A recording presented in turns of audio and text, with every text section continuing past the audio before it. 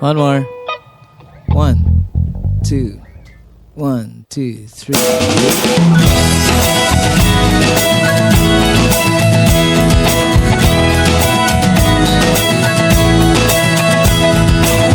Ako'y isang mabuting Pilipino. Minamahal ko ang bayan ko. Tinutupad ko ang aking mga tungkulin. Sinusunod ko ang kanyang mga lituntunin. Tumatawid ako sa tamang tawiran. Sumasakay ako sa tamang sakayan. Pumipila at di nakikipag-unahan. At di ako masiga-siga sa lansangan. Bababa't nagsasakay ako sa tamang sakayan. Di nakahambalang parang walang pakialam. Pinagbibigyan kong mga tumatawid sa kalsada. Humihinto ako pag ang ilaw ay pula. Pagkat ako'y isang mabuting Pilipino. Minamahal ko ang bayan ko. Tinutupad ko ang aking mga tungkulin. Sinusunod ko ang kanyang mga lituntunin. Di ako nangungutong o nagbibigay ng lagay. Tiket lamang ang tinatanggap kong binibigay.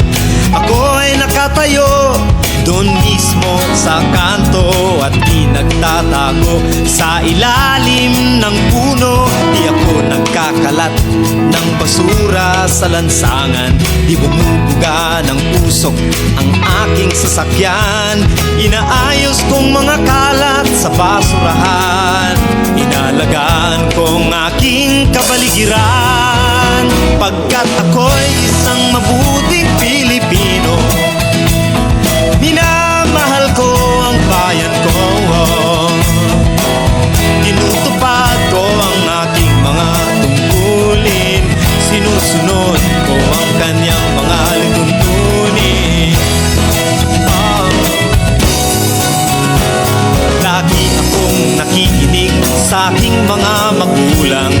Kaya't pag-aaral ay aking pinagbubutihan. Di ako gumagamit ng bawal na gamot, o kaya'y tumatambay at sa eskwela'y di pumapasok.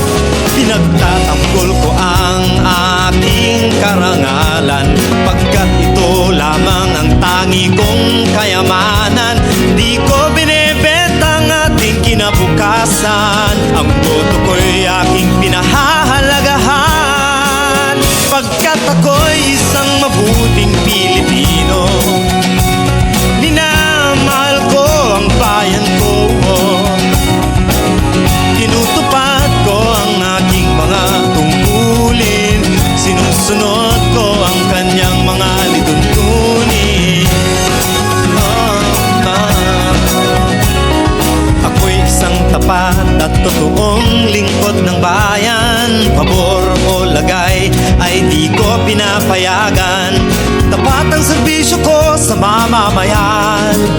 Di ko binubulsa ang pera ng bayan. Pinagtatanggol ko ang mamamayang Pilipino. Mga karapatan nila'y kinikilala ko. Ginagalang ko ang aking kapwa-tao. Pinaglalaban kong dangal ng bayan ko.